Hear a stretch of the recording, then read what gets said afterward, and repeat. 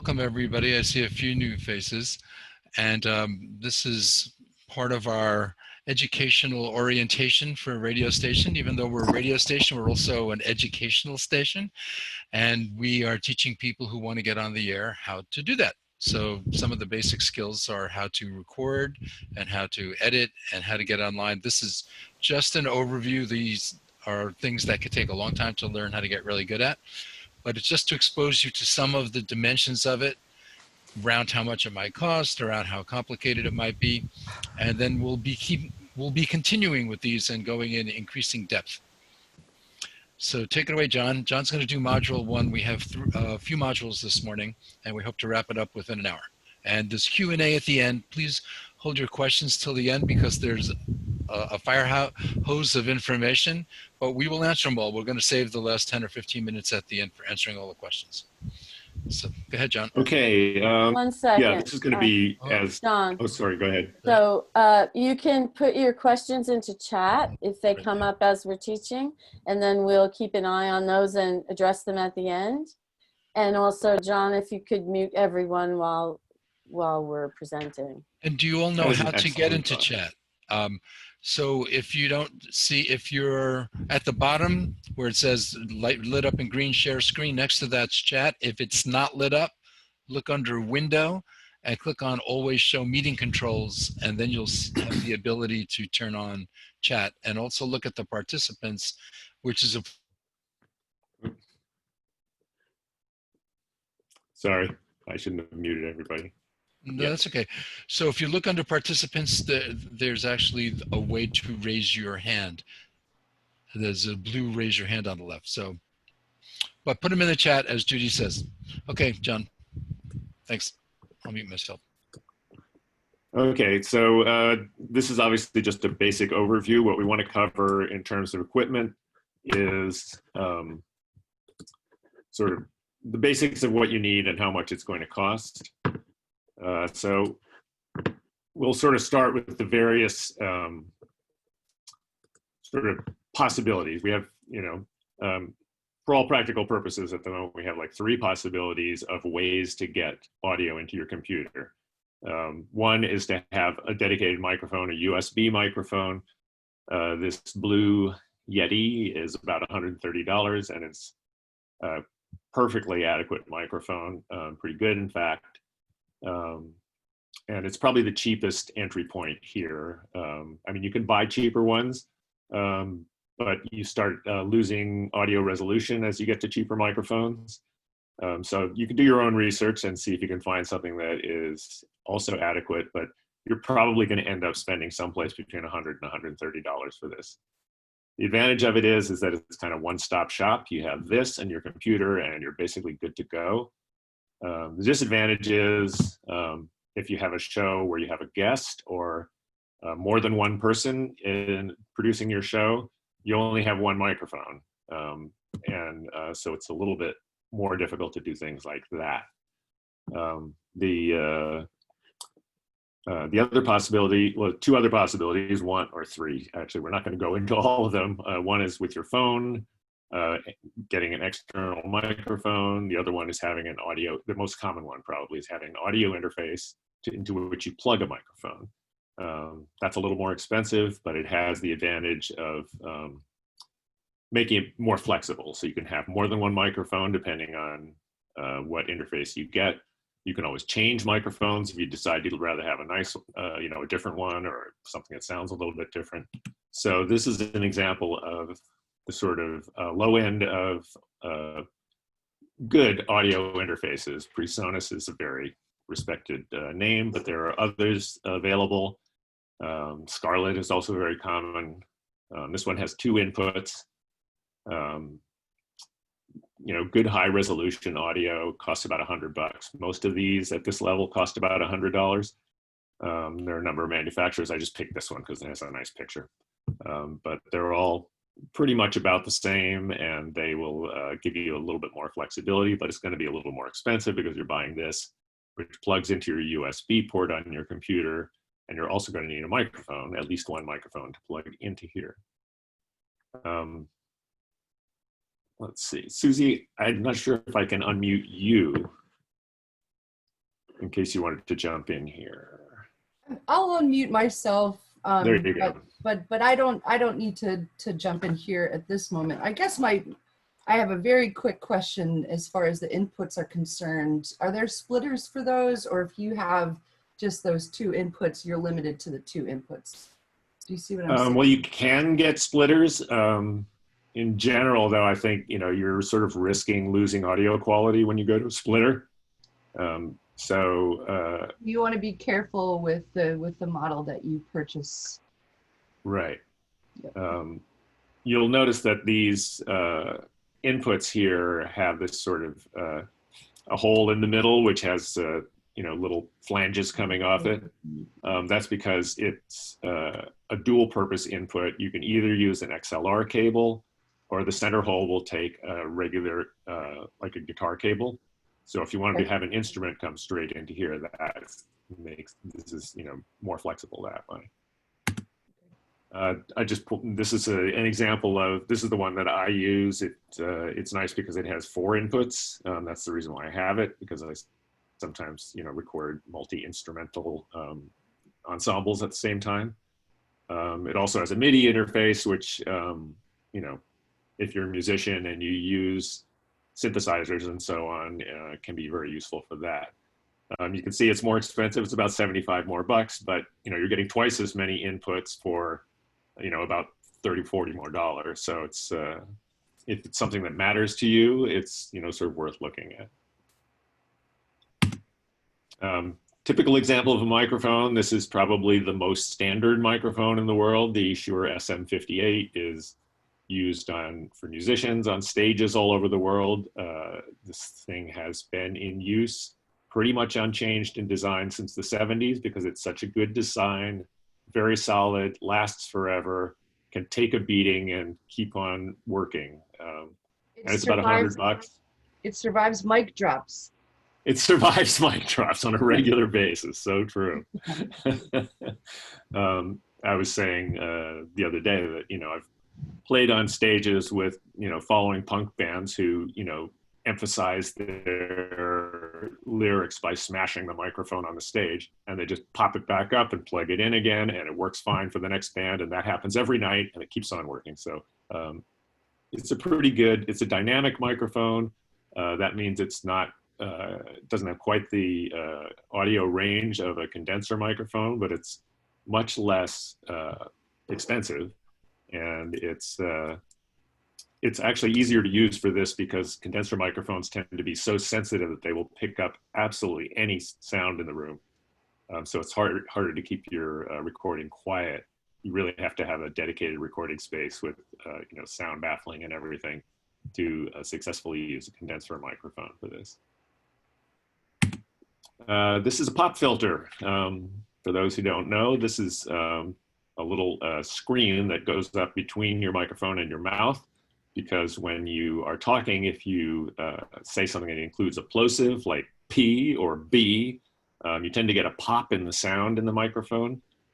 So this little screen will lessen that effect. And it also has the advantage of reminding you to not get too close to the microphone while you're talking, because it puts a little necessary distance between you. These are about $18.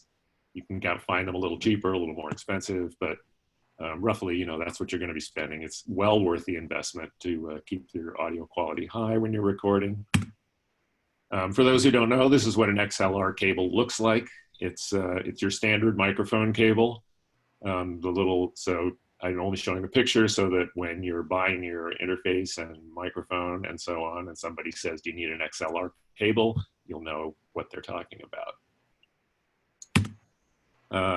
I also highly recommend a mic stand. This is like 15 to 20 bucks. It's not a good idea to be holding your mic while you're recording. It's harder to keep consistent distance between your mouth and the microphone. And also it's good to have your hands free while you're talking. So, these are inexpensive and a great investment. I think the gooseneck variety is quite useful because you can easily place the mic where you want it. The straight stands make it a little bit more difficult if you're, have something in front of you like a script or something like that you're trying to read. These are about 15 bucks. I mean, you can obviously get more expensive also, but I'm not sure that it's all that necessary. There's that much of a return on investment for more expensive ones. And of course, everybody needs headphones. These have been kind of standard, good quality studio headphones for a long time, about 100 bucks. There are Sennheisers that are a little bit more expensive that are also extremely good. And like anything else in the audio world, you can go from, you know, $27 to, you know, $1,000 on the same item, just going up in quality. But somewhere, you know, between 60 and 100 bucks is probably what you should be thinking about spending on headphones. I think one of the things to keep in mind is that a lot of headphones that are intended for sort of general use are geared toward people who listen to hip hop or pop music and so on, and they will have a significant bounce in the bass end of their listening spectrum, which is great for listening to that kind of music, but not so good when you're trying to get a good recording and know exactly what your recording will sound like to other people. So it's worthwhile to get something, you know, of professional quality as opposed to consumer quality. And just so that people know what they look like, if you want to record on your phone, which is, you know, really useful for remote controlling recording, you preferably don't want to use the microphone in your phone because it's going to be really difficult to get good quality. And there are a variety of microphones that plug into iPhones and Android phones. Excuse me. And they vary in quality, you know, like everything else according to price. I think this Rode video mic is a pretty good one for about 60 bucks. There's a really nice Shure mic that's like 150 or so. So, you know, depending on your budget and whether you actually want to use your phone for recording, this is definitely a good investment. The other thing you need to think about is how you're getting your audio from the phone to your computer. I have an Android, you know, for that, it's easy just to drag files across when you plug it in. iPhones, you can probably sync your iTunes and find it in there.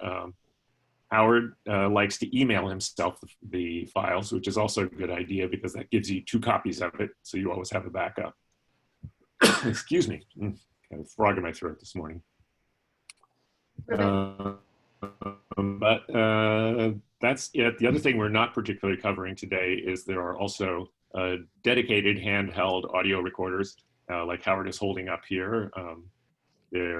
Zoom is a very common one. I have a Zoom H4n, and they're really useful for remote control recording, and they do extremely high quality recording if you get a good one. They tend to be relatively expensive, not ridiculously expensive, but in the hundreds of dollars.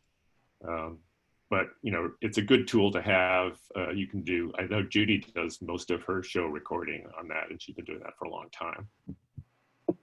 Is that just for the iPhone, or is that for any, does that just go for the iPhone? This little microphone that we're looking at now? Yeah. I think this one will actually do both iPhones and Androids, but it's you know, it's something you want to pay attention to if you're doing research online, because probably more of them are dedicated to iPhone than to Androids. But you know, you can find one that's good for either kind of phone. All right, Susie, you want to talk about distancing from the mic?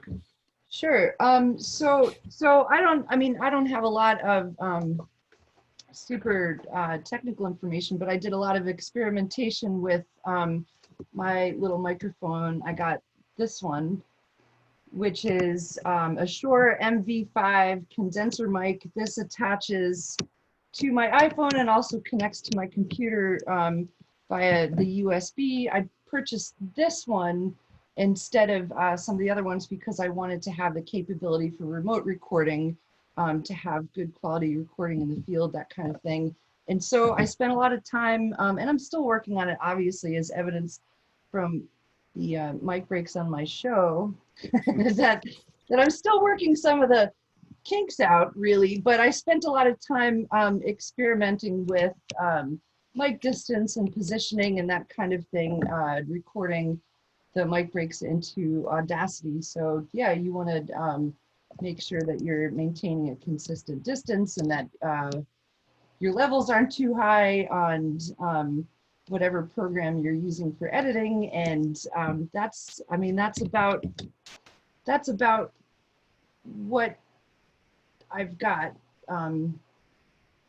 as far as that's well, speaking of levels, that's kind of our next slide, which is, this is just 3 little screen grabs from Audacity. Yeah, I think it is. it's you know, relatively self-explanatory, but it's good to keep in mind that if you're recording in Audacity, and most recording programs have some similar way of metering, like this side, it's really hard to see that not everybody can see me pointing at the screen here. The left-hand side, you know, you've got a nice green. Green is good in terms of recording levels, but if you're not getting up to you know, the upper end of the scale, you're probably going to end up too quiet, and it'll be difficult to hear your program on the radio. If you're getting into the red, you're going to get into what's called digital clipping, which is where the sound gets too loud to be faithfully recorded. And what you end up with is a really unpleasant kind of noise when things get loud, and that is difficult, if not impossible, to fix afterwards. So you really want to watch your levels and make sure that you're not getting into the red.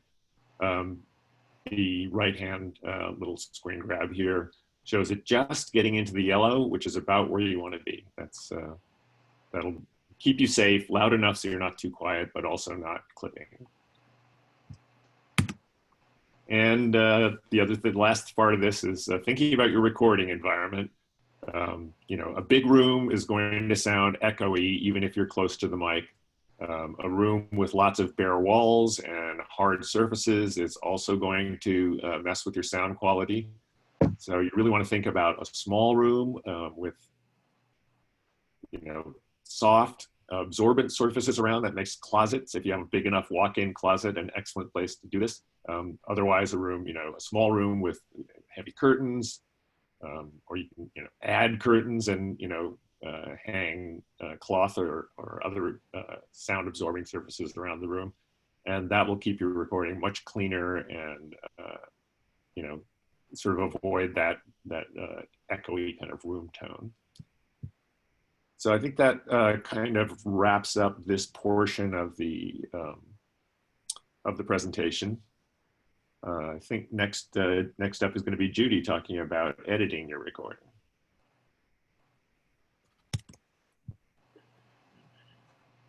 True, I'm next. Okay, so I am going to share my screen and hope that it's in the right, well, it wasn't in the right place. Let me get out of here. You're seeing my emails with Barbara. Okay, yes. So Audacity is free. Audacity is fairly simple compared to some of the other auditing tools that are out there, which cost big bucks. So to download it, if you don't have it, you just go, what I did was a search, how to download Audacity, just to have an example. And the first thing that comes up is the Audacity page here, where you can download for Windows, Mac, and GNU Linux. Who knows what that is. So that on his computer, it's very challenging. Yeah, it reminds me of back in college. I'm that old. Yes. So can you see my mouse here showing you the bottom of my screen? So here's the icon. When you download it and you put it in your dock here, you'll see that, and you just click on it. And when you do open Audacity, it gives you a little message that you can then, you know, click to say don't show. But I highly recommend their manual and their quick help. There's a tour that is, let's see, that is quite good. And it has a really good guided tour, and you can look things up, and it's quite helpful. I use it all the time. So I recommend that. And then you can just close this window. Now, once you're into Audacity, it automatically, so the preferences are here, and you can set them in many, many ways. There's many categories of preferences. I have left a lot of them the same, except for the few that I wanted to change, but this is good to know because a lot of times you do need to change things here. Apparently the preference that I have set up is that it automatically brings you a new project window right here. So when you're in a new project window, this gray area, there's no audio in it yet, but you'll see all the controls up here. And this is also customizable, this whole tool area. So I have in here the ones that I use the most. This is highly, highly customizable. Under the View menu, under Toolbars, you can check and uncheck these things that you use or don't use. I find I use a lot of them. And this area here, where you see these drop downs, you can change, you know, what you're doing in terms of mono, stereo, inputs and outputs, which is helpful when you're recording directly into the software. So the first thing I would do is, let me look at my notes here. Yes, toolbars, tools. So the menu, we have our, you know, typical menu items, and then you have tracks where you can, one of the very useful things is to mute all tracks when you just want to work on one. So, and if you have a lot of tracks, you can mute them all and then just unmute the one you're working on. Use that a lot. And then under generate, you can generate silence when you have like noise in the background in between things and you don't want to shrink it up, but you need that open silent space. You can just cover everything up with silence. You can do a number. The effects, well, I'll bring in a track so we can see. So the first thing to do, let's say we're doing a music show, would be to import your audio. And so it gives you, you know, naturally it starts at the place where you know, usually at your root directory, and you have to find the folder for your music that you want to bring in. In this case, I had one open from yesterday. So you'll note here, this is an MP3 file, which a lot of music you might get off the internet or get into iTunes is an M4A, which Audacity does not like. So what you would do then is you would go to your iTunes or whatever you use if you're not on iTunes, and you would have to take the song and highlight it, and you can convert it to an MP3.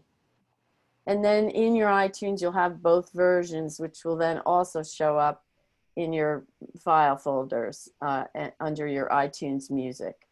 So you can convert, and when you do create an MP3 version, it only takes a few seconds, and then you'll have both of them here in your iTunes, and when you go look for them, you will then find the MP3 version right next to, you'll see two in your folder, and you'll see the M4A and the MP3. So I already had this as an MP3, so I'm going to open it. And what that does is import that song in. So now you'll see the audio file here, and the waveform is what this is called, with all these jagged lines of volume.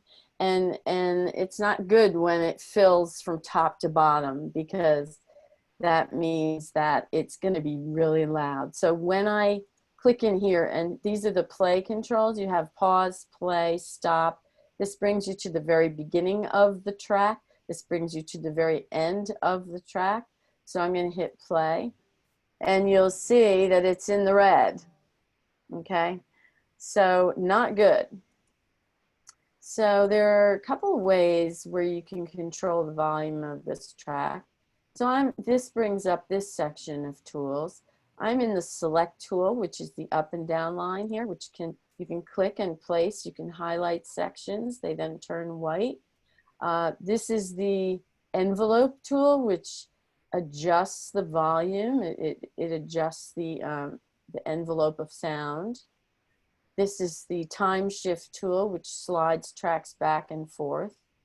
You can zoom in, and this is a draw tool, which I've never used, and a multi tool, which lets you switch between the various tools without having to click. So right now, I want to select this whole track, and there are two ways I can affect the sound. So when I play it, it's going into the red. I can use this minus and plus right here to lower the volume of the entire track. So you'll see that it's no longer in the red here. Now the other thing that I can do, because sometimes you're going to have multiple, I'm going to shrink this down. This is a very useful area here where you shrink down and expand your track so you can edit. This is spreading the sound file out onto the screen so you can see it better. But when you want to shrink up, use this one. So here's the whole song from start to finish. Now sometimes you don't want to affect the volume on the entire track because you're going to have multiple songs maybe on that track. So you will not use this. You will highlight your one song, which a sound file in this form, this is a region of a track, and you will go into effects and you can normalize that loud song. And the kind of high end of the red zone, the bottom of the red zone is -6. So I'm going to tell it not to go above -6. And I'm not going to get into the whole decibel science and all that, but this volume meter gives you an indication. This is when you're down here, it's really low. And when you're up by -6 and to 0, it gets really loud. So I'm going to try to modulate this to -6 and click OK. And it has totally lowered the volume on this song now. And you can see that it's well within the range of green and a little bit of yellow. So that way I can bring in new songs and adjust their volume by region, by song. And that's very useful. So I'm going to bring in another song now. So we have a couple of files to work with. I'm going to import audio. And I'm going to just find another song here. Is that the one I just had? I don't know what I've got here. Anyway, it doesn't matter at all. Open this, because you can't hear it anyway, right? All right, so now I've brought in a second song, and you can see again, I think it's the same. I think it's the same song, but whatever. So you'll bring in your second song, and you'd have the same problem. You go, oh my God, it's too loud. I'm going to go into normalize, and I'm going to give it that -6 decibels, and I'm going to bring it down to a normal volume. But now I want my songs on one track. So you'll see when they're highlighted, they're white. When they're not, they're gray. So what you can do is choose this time shift tool. Now what it means by time shift is that you'll see your time ruler, your timeline up here. And it's, our show right now is 4.5 minutes approximately. So this gives you you can keep an eye on how long your show is as you're adding your audio to it. But I want this up here next to this one. So I'm going to use my time shift, which changes the little mouse thing to arrows that go left and right. Now I could just drag it and keep it on the same track if I wanted to, which would play fine. It would go from 0 to the end of this one. Now it's over 9 minutes long.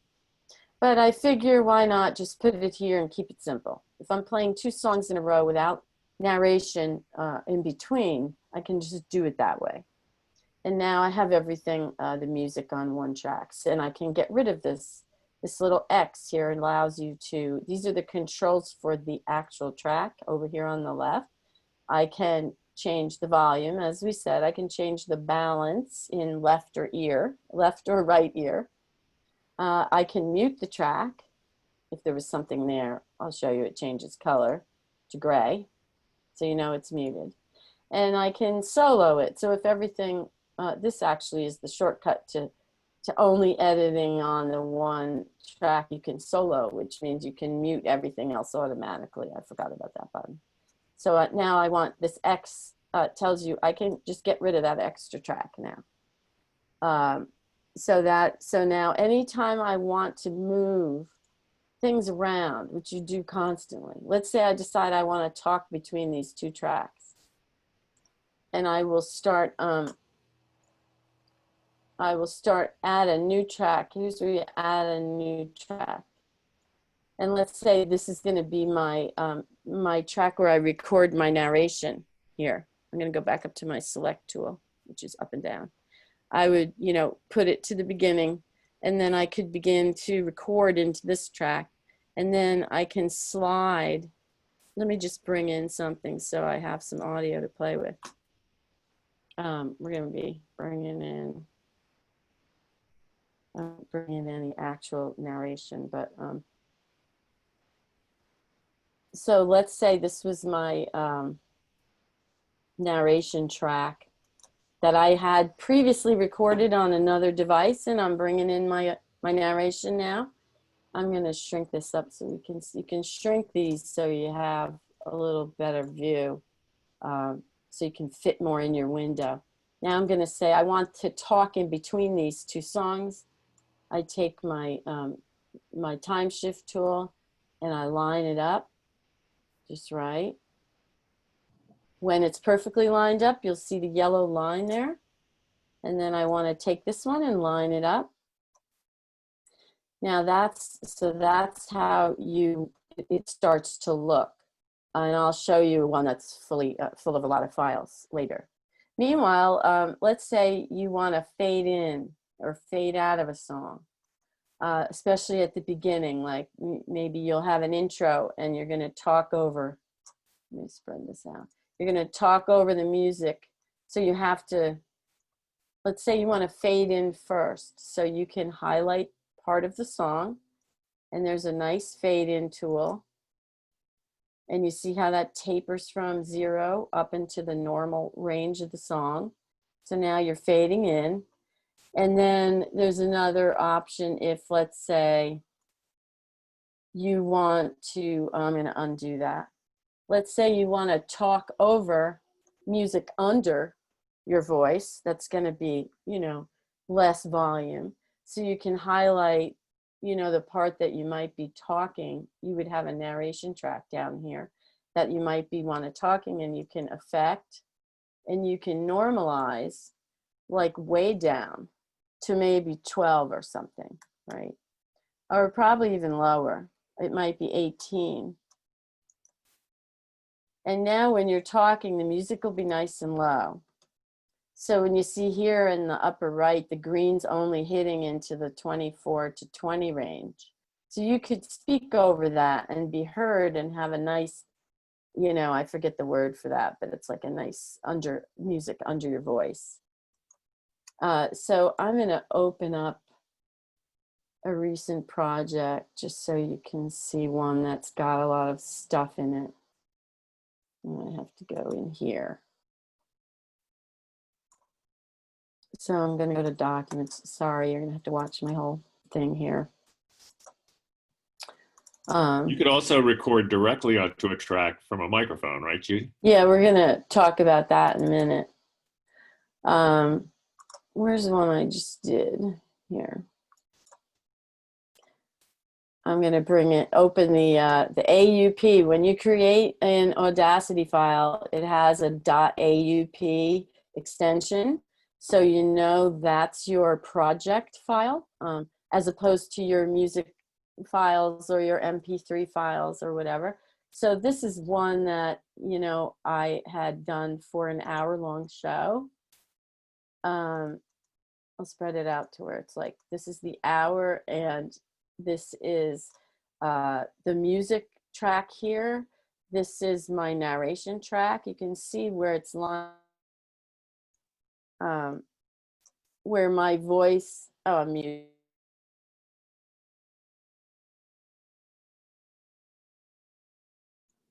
Okay. You can see where my narration is in between the songs here, down here. And it goes on like that for the whole hour where I was. Now this is where I have my, you're listening to WBCR, this little piece right here. And then I have my music start, and then it fades to a low level while I'm talking my introduction down here. Obviously talking way too much. So as I'm doing this sort of, narration piece, this music is continuing, and then I end my narration. I bring the music up, for a minute just for effect, and then this starts the first song. So then the songs start, and the narration continues in between. So you can play around with this, and it's really fun. Now, as John said, let me make sure I'm covering everything.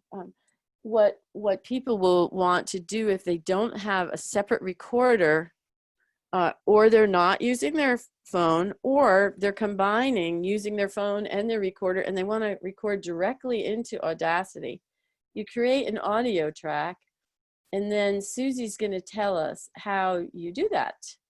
I don't do that a lot, but you can record right into here.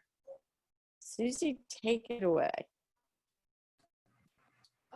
Okay, can everyone hear me? So, yeah.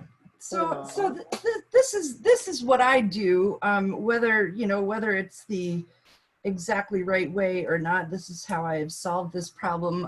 Most of the music from, well, actually all of the music from for my radio show, I take off of Spotify, and because I can't suck the tracks off of Spotify and plunk them into Audacity, what I do is I rip them right into Audacity straight from my phone or my Spotify source. So I have, my phone, and I have my line in, and I just play. I set up Audacity to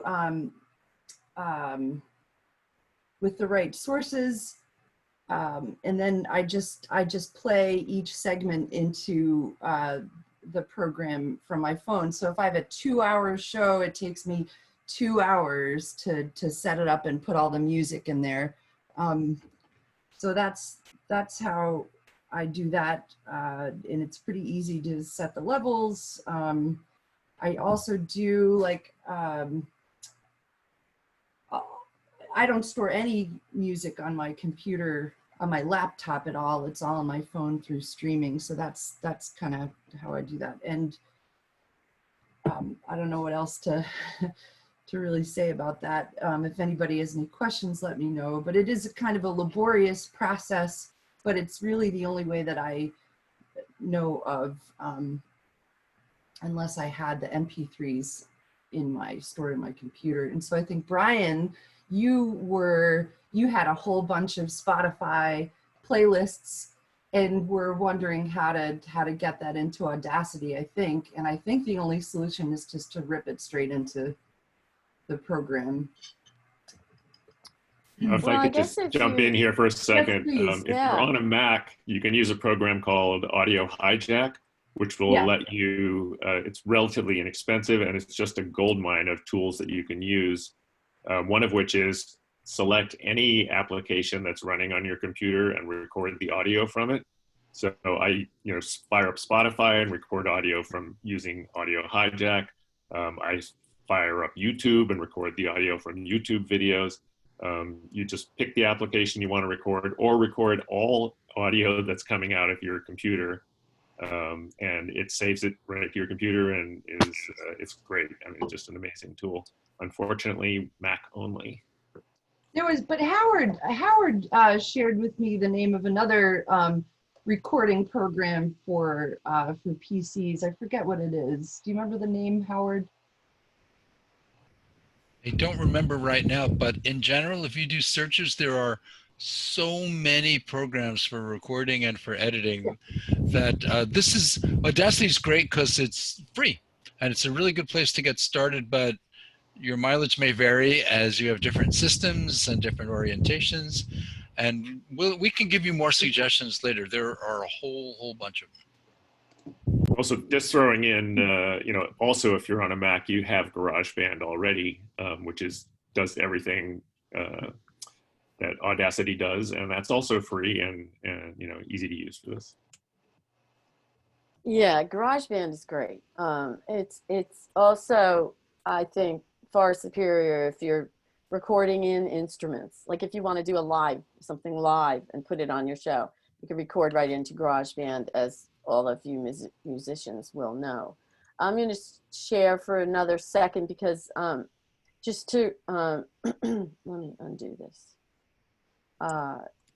Just to review fading in, we had a question on that. So you will highlight the portion of the section of the song that you want to fade in. You will highlight it. You will go to Effect, Fade In. It will apply the fade in. And you can also, fade out. I mean, a lot of songs fade out naturally, but if you want them to fade out earlier or something, you can fade out the end.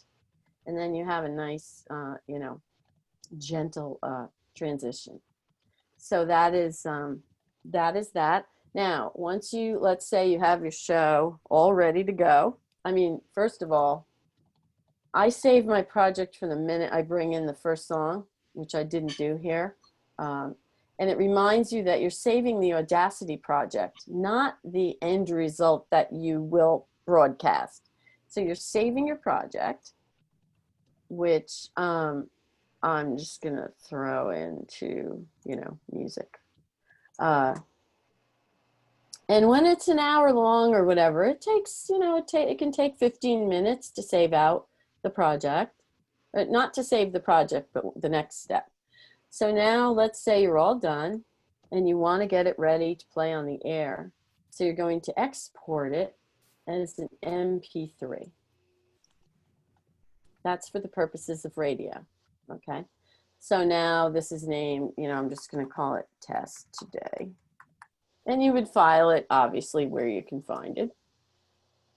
And then it tells you that your tracks will be mixed down and exported as one stereo file. So that means if you wanted to re-edit your show after you exported it, you could edit that version, but it would be one big file. So if you make mistakes, usually the thing is you go back to Audacity, you edit in your project, and you re-export the file, which you'd be surprised how many times you end up doing that. Because when you listen before you put it on the air, you'll find mistakes. So you can go back and fix it up and re-export it. The exporting does take time. Now it grabs the information for whatever was handy to its little computer mind. I fill this in because then if it ever gets played somewhere, it'll have the title and all that, and it'll be accurate. A lot of people will just leave it blank. It doesn't matter that much, but I like to fill something in. And then you say, okay, and it begins to export. And now this is a very short file, but you'll see how much longer it takes to export than to, this is taking like a ridiculous time for 3 songs. But when it's done, so I'm going to cancel it, you'll go to your place where you exported it to, and you will then see that it is a nice MP3 file. And then you will name it according to the naming conventions that Susie and John are going to talk about, which make it able to be uploaded to the station. So I know there's probably more questions, but for now, I'm going to let them finish that part and we can have questions at the end, since it's 10 of. So, yeah, that was great, Judy. Thank you. You pretty much covered the exporting of MP3s, but I'm just going to real quickly share to show me properly naming my file so that you can see it, what happens in the next phase. So let's go to this. So we're properly naming the files so that the server knows when and what to play, because we're doing this remotely, obviously, instead of live radio. So if you name the file properly, then the server knows what to look for and knows where to stick it into the schedule. You might want to point out also that even back when we were doing live shows, there were times when people, you know, had a conflict. They were going away for a week and they wouldn't be able to be there for their live show, so they would pre-record and upload ahead of time. So this is all useful stuff to know, even when we get to the point where we can do live shows again. So hopefully you can all see my screen. This is Audacity up here. I have a kind of a random file. I think Judy covered this, but it's important to remember that if you want audio that you can use, you have to go to export, not save, because save doesn't save audio, it just saves the project. So I'm here to export as MP3, just as Judy said. And I will now not call it that. I'm going to name it according to the name of my show. It's really important that you, once you decide how you're going to, you know, call your show for purposes of saving here, that you use it exactly the same every time, and use capitalization the same and everything else. So we'll say my show is Red Radio. If next time I put Red Radio without the second cap, it's not going to work. So make sure you stay consistent with this. And the format is year, month, day, and that should be the date, not the date you're creating it, but the date your show should air. So 2020, 06 would be this month. I'm not sure what next Tuesday is. We'll say 12, I don't know, randomly. And I'm going to save that. You can save it wherever you want to. For this purpose right now, I'm going to save it to my desktop so that I can hopefully find it again. You have a whole range of different levels of quality here. That's mainly because MP3 was originally designed as a way to make large audio files easier to transmit over a slow internet. But for our purposes, we only want the highest quality we can get. So that's 320 kilobytes per second. So I'm going to save it now. All of these things are things you can put in, but you don't have to. It can be useful later, but it's really not critical for the purposes of uploading and downloading your show. So while that's exiting, I'll talk a little bit about what happens next. When you have a show and you're approved for a show and you're going to start, you're ready to, you've passed your FCC training and all of that stuff, and you have a time and a date. The next thing you're going to want to do is request from the programming committee an address for a Google Drive folder. So let me open up Chrome here. The address that they will send you will look something like this. And that will be the folder that you use from then on to save your shows.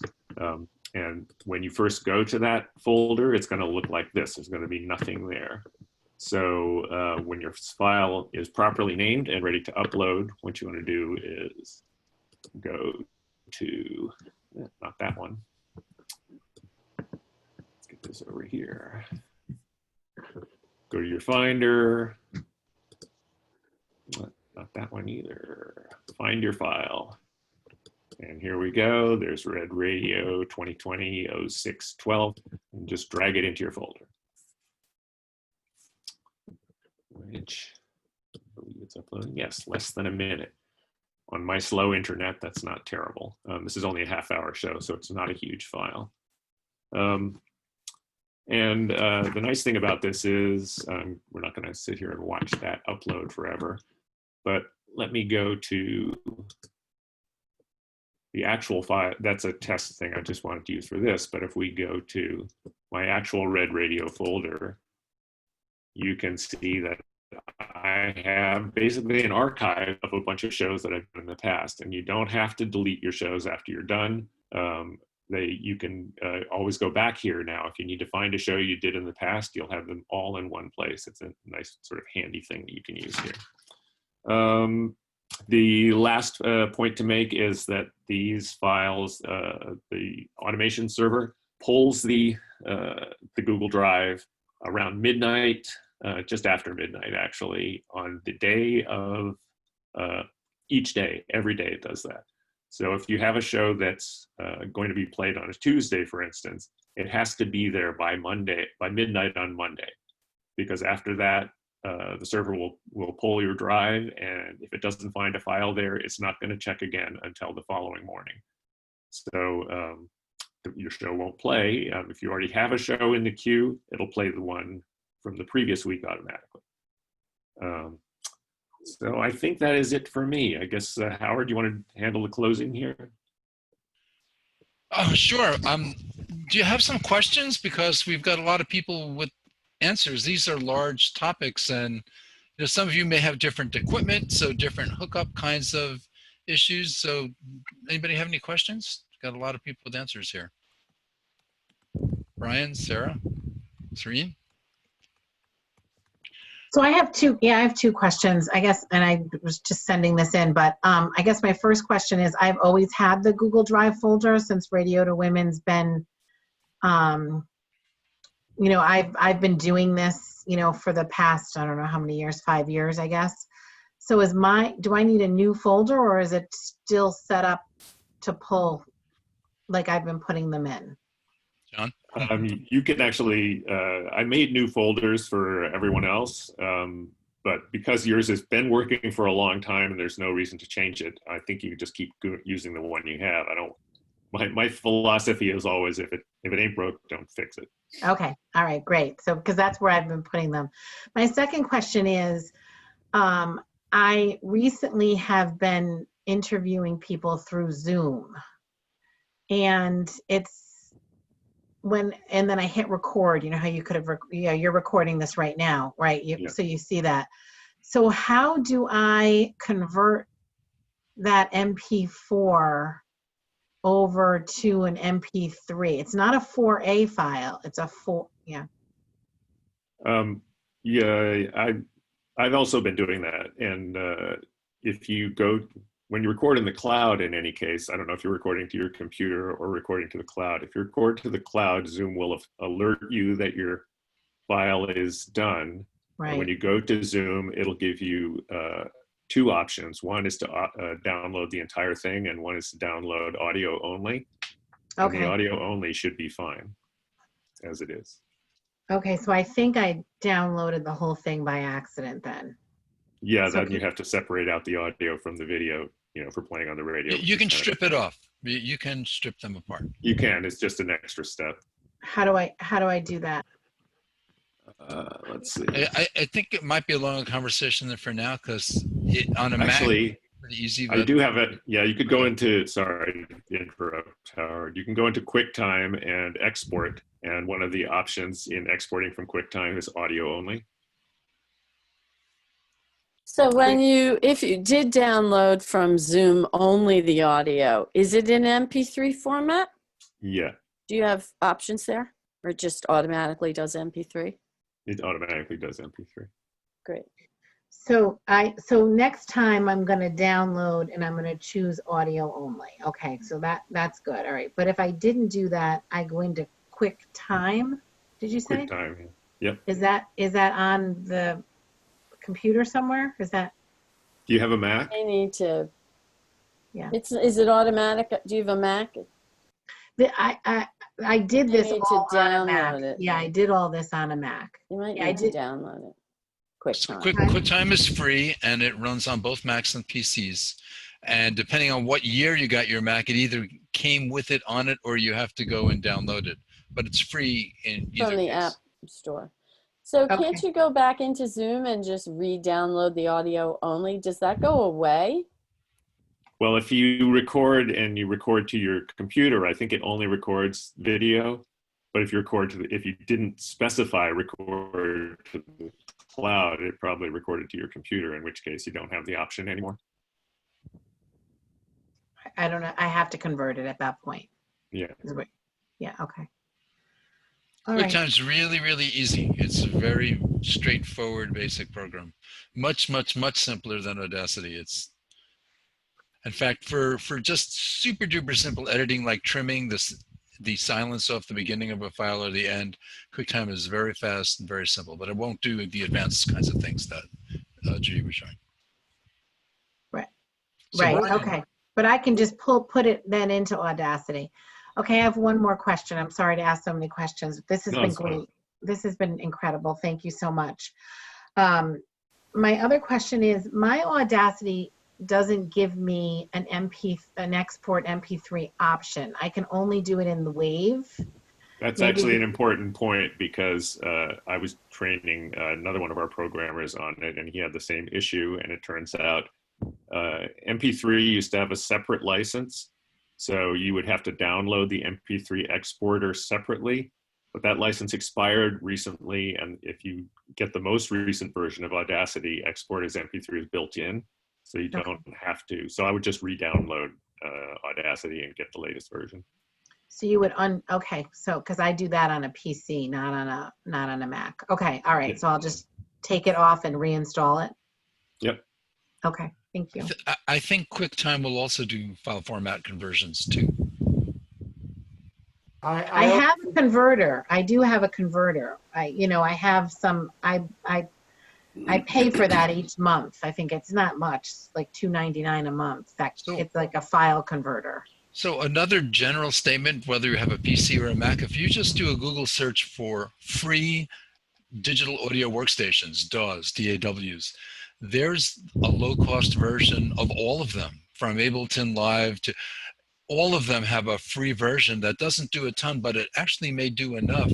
And there are articles on the web every few months that say the 10 best free workstations for PCs, the 10 best notable workstations for Macs.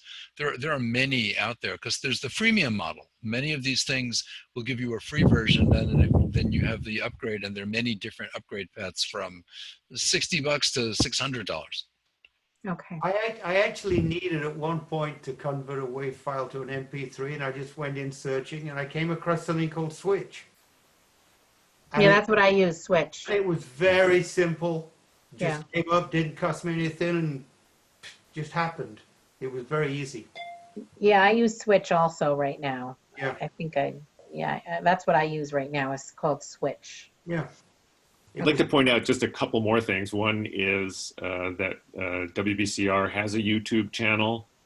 We have a couple of videos up there now on recording with Audacity and recording with Audio Hijack. I'll be uploading the video from this workshop to that channel also. So if you search for WBCR on YouTube, you should be able to find the channel. And the other thing is, this is, I think this is a good sort of way to give an overview of all of the steps that you might need to know here, but we're planning on doing in-depth workshops on each one of these sections on recording. We can get into a lot more detail if we have a workshop that's just dedicated to recording, a workshop that's just dedicated to editing.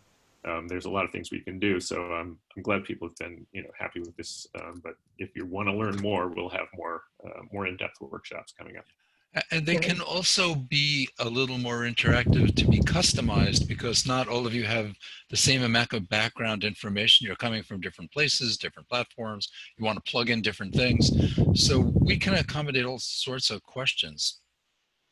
And a little bit more about this category of thing.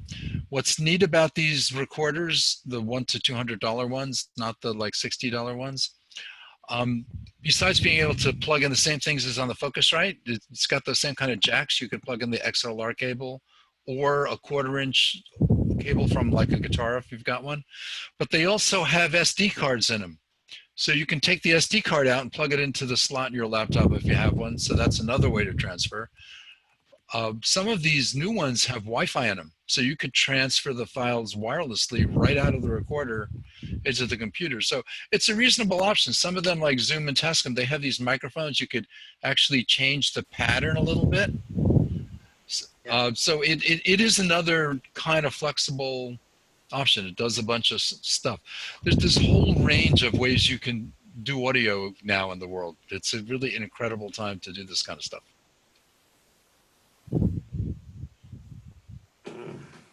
So, do we have any quick questions before we end? Okay. What are the guidelines for station breaks? Susie? Or Graham?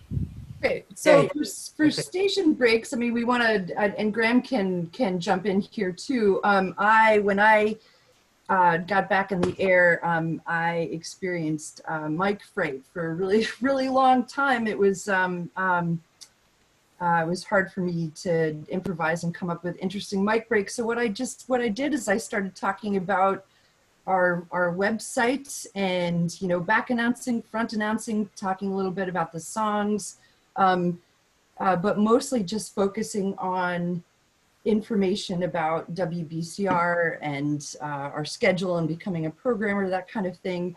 But also we have to do a legal station ID at the top of every hour, 3 minutes on either side. And I don't know if we really have any sort of official PSA guideline. Graham, do we? We haven't established any of that yet. We have in the past done it, but the only thing we need to do legally, as Susie mentioned, is within, at the top of the hour, within 3 minutes, do a station ID, and the station ID is very specific. You can't say, I think it's just WBCR-lp Great Barrington. That is legal.